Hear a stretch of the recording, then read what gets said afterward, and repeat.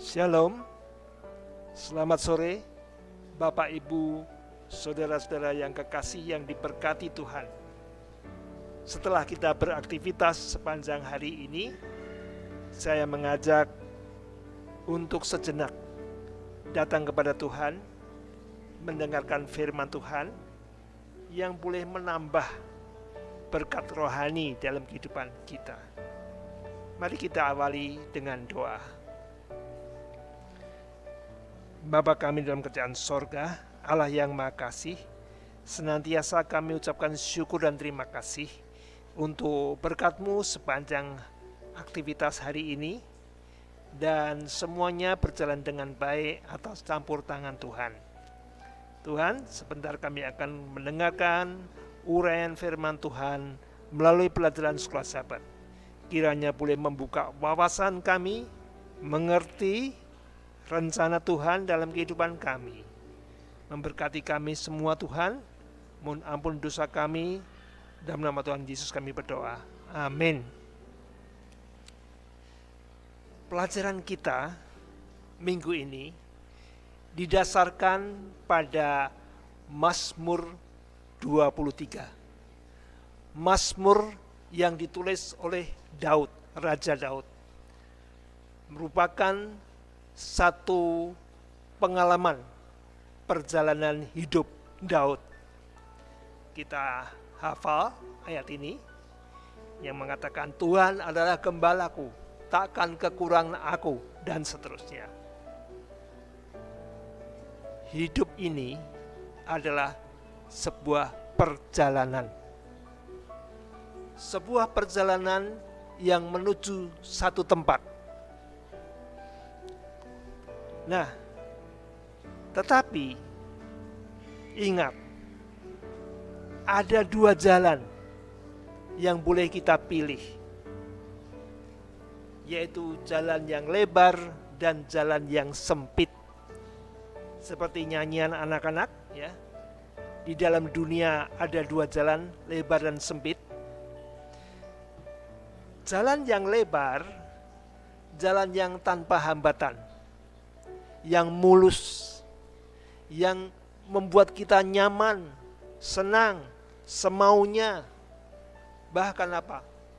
Kita melakukan apa saja yang memuaskan nafsu-nafsu kita. Tetapi akhir daripada jalan itu, yaitu penuh dengan dosa-dosa kita, kejahatan kita, akan menuju kepada kematian.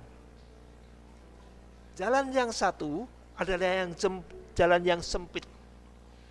Sempit, berlobang, naik turun, terjal, dan tidak menyenangkan.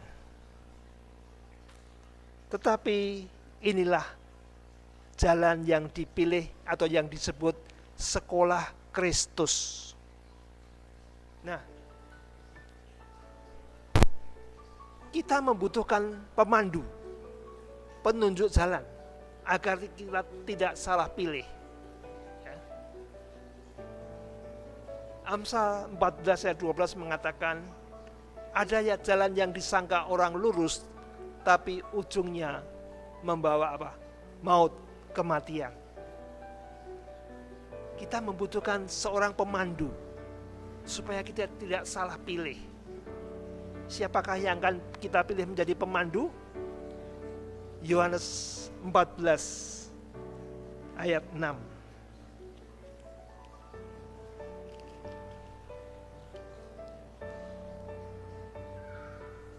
Kata Yesus kepadanya, Akulah jalan dan kebenaran dan hidup. Tidak ada seorang pun yang datang kepada Bapa kalau tidak melalui Aku. Kita semua ingin menuju satu tempat di mana Bapa tinggal, dan kita membutuhkan pemandu. Yesus berkata, Akulah jalan. Mengikuti pemandu itu, kita sudah di dalam jalan yang benar. Dan hasilnya, jalan benar menuju kehidupan, bukan kebinasaan. Tetapi jalan ini ternyata jalan yang sempit, yang saya terangkan tadi, tidak nyaman, berliku-liku, banyak lubang, terjal, curam, dan sebagainya. Mengapa? Karena di dalam kehidupan diri kita ini dipenuhi dengan dosa, kecenderungan-kecenderungan dosa, niat-niat jahat, pikiran-pikiran kotor perlu dibersihkan. Perlu dibersihkan di dalam sebuah wadah yang disebut cawan. Kita dimasukkan ke dalam cawan dan dilebur, dihancurkan seperti seorang tukang emas, pemurni emas. Dia akan membawa hasil temuan dari tambang, emas-emas yang masih alami, kemudian dimasukkan dalam cawan dan dipanasi dengan suhu yang tinggi, sehingga biji emas itu meleleh dan terpisah dari kotoran-kotoran. Si tukang emas ingin mendapatkan emas yang murni, yang bersih. Jadi dibiarkanlah emas itu meleleh. Sampai berapa lama? Sampai kemudian si tukang emas itu melihat di permukaan cawan itu. Bila mana si tukang emas itu dapat melihat wajahnya di permukaan emas yang dilelehkan, itu adalah sudah selesai, sudah cukup. Begitu juga dalam kehidupan kita. Tuhan membiarkan kesusahan, penderitaan, kesedihan, hal-hal yang tidak kita harapkan terjadi dalam hidup kita, agar kita menjadi bersih. Kita bisa membuang segala kekotoran-kekotoran jiwa, hati, pikiran yang jahat, agar kita menjadi serupa dengan gambarnya, serupa dengan tabiatnya. Kalau begitu, berapa lama kita dibiarkan di cawan lebur ini? Bisa seumur hidup.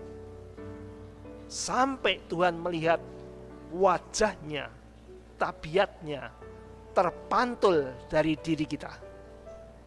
Saudaraku, kalau begitu,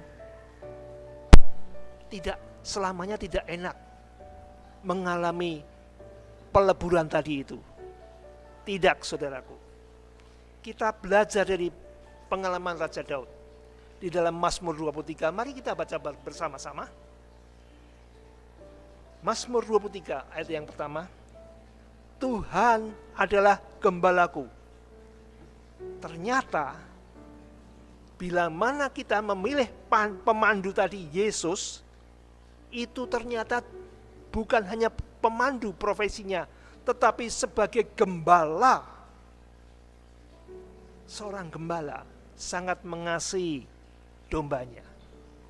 Akulah gembala yang baik, yang mengenal domba-dombaku. Dan bahkan memberikan nyawaku demi domba-dombaku. Tuhan adalah gembalaku, kata Daud. Takkan kekurangan aku.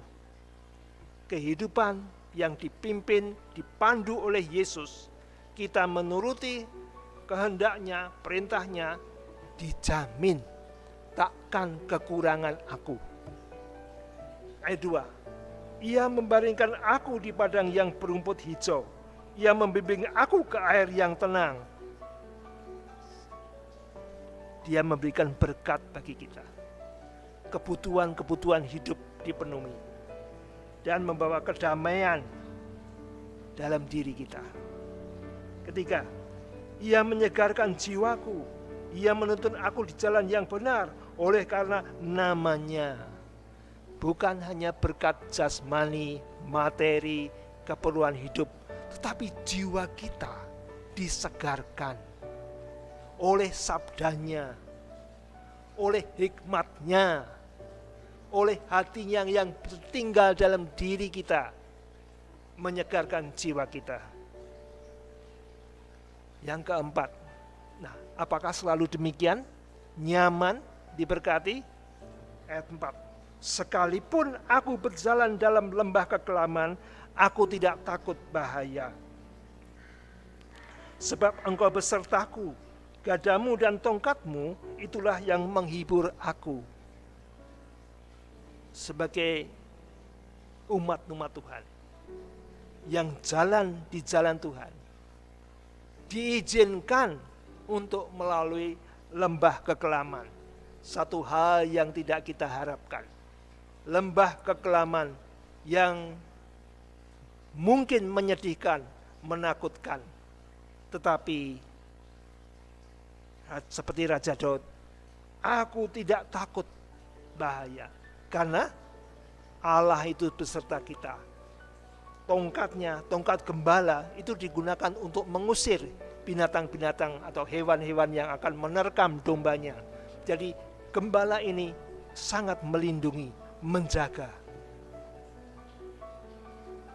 Pencobaan-pencobaan yang kita alami tidak melebihi kekuatan kita. Tuhan membentengi kita. Jadi saat-saat kita di dalam lembah kekelaman tidak perlu takut. Bahkan ayat 5, engkau menyediakan hidangan bagiku di hadapan lawanku. Engkau mengurapi kepalaku dengan minyak, pialaku penuh melimpah. Di zaman dulu, kalau ada satu pesta, tamu yang datang disambut dengan urapan, yaitu minyak, ya, diminyaki, dan membuat tamu ini merasa nyaman, merasa pantas untuk menghadiri pesta. Di hadapan lawanku, katanya. Apakah umat Tuhan punya musuh? Kita tidak punya musuh, tetapi iblis yang memusuhi kita. Kita ingat Nabi Daniel, seorang yang rajin, seorang yang jujur, dimusuhi oleh pejabat-pejabat yang lain karena mereka iri, tetapi Tuhan menjaganya. Dikatakan, engkau menyediakan hidangan bagiku di hadapan lawanku. Tuhan tetap memberikan kemenangan bagi kita. Dan keenam, kebajikan dan kemurahan belaka akan mengikuti aku seumur hidupku, dan aku akan diam dalam rumah Tuhan sepanjang masa. Apapun kondisi kita, senang atau susah, kebajikan dan kemurahan Tuhan menyertai kita. Kita bisa mengambilnya, kita bisa menerimanya karena Tuhan memberikan kita. Saudaraku, betapa indahnya perjalanan hidup Raja Daud. Kita tahu ceritanya, sejarahnya. Dia orang yang berkenan kepada Tuhan, sekalipun pernah jatuh di dalam dosa. Semoga Mazmur 23 ini boleh menguatkan kita di dalam kita menjalani hidup, perjalanan hidup ini. Akhirnya akan tiba di dalam kehidupan yang kekal. Tuhan memberkati kita semuanya. Amin.